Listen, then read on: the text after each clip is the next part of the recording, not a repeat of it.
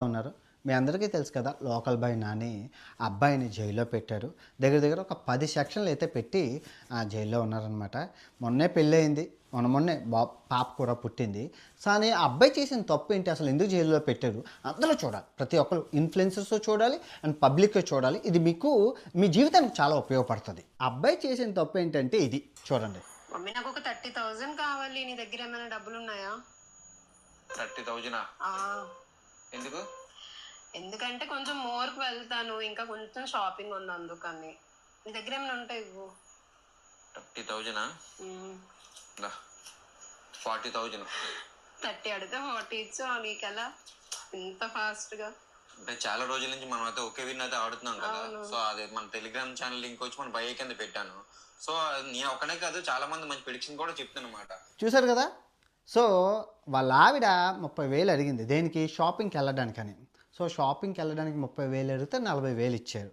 ఇందులో తప్పేముందండి అంటే, అబ్బాయి సొంత డబ్బులు కాదు.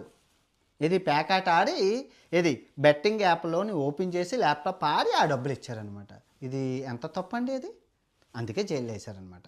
సో, ఇందులో తప్పు అంటే ఇక్కడ ఏంటంటే మీరు అర్థం చేసుకోవాలి. విరాట్ కోహ్లీ, ధోని వీళ్ళందరూ చేస్తున్నారు కదండీ! చాలా సెలబ్రిటీలు చేస్తున్నారు కదా! అని మీరు అనొచ్చు. సో, మరి ఈయన్ని ఎందుకు బొక్కలో వేశారనేది నేను చెప్తాను. కొంచెం ఎక్స్‌ప్లనేషన్ ఇస్తాను చివరాఖరిలోని.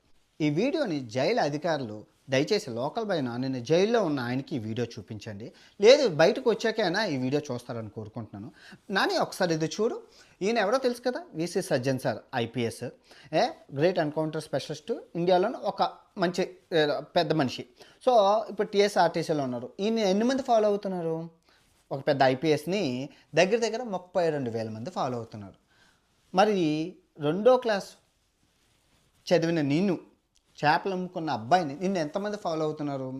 ఇన్స్టాగ్రామ్లో ఆల్మోస్ట్ 10 లక్షలు, యూట్యూబ్లో 25 మొత్తం కలిపి 35 లక్షల మంది ఫాలో అవుతున్నారు. ఎందుకు ఫాలో అవుతున్నారు చెప్పు? తప్పు కదా అది.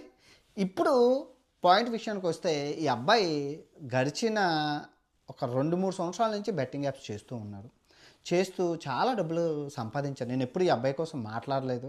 ఎందుకు అంటే ఈ అబ్బాయి ఎప్పుడూ చెప్తూ ఉంటాడు, నేను రెండో క్లాస్ చదువుకున్నాను, నాకేం తెలీదు, నేను రెండో క్లాస్ చదువుకున్నాను, నాకు ఎప్పుడు నోరిప్పినా అదే చెప్తారు. ఇదే కాదు, చాలాసార్లు చెప్పాను. నేను స్వతహాగా ఈ అబ్బాయికి నాకు మంచి ఫ్రెండ్. మామూలుగా యూట్యూబ్లో మాట్లాడుతూ ఉంటాం. చాలా సంవత్సరాల నుంచి పరిచయం ఉంది. మాట్లాడుతాం, భయ్యా భయ్యా అన్న అన్న అంటుంటారు. వైజాగ్ వాసి కాబట్టి, నేను ఆ ప్రాంతమే కాబట్టి, ఫిషింగ్ హార్బర్ అది కాబట్టి మాట్లాడుతూ ఉంటుంటాను. ఏ నేను ఎన్నోసార్లు అబ్బాయికి ఇన్స్టాగ్రామ్లో చెప్పాను, తప్పు నా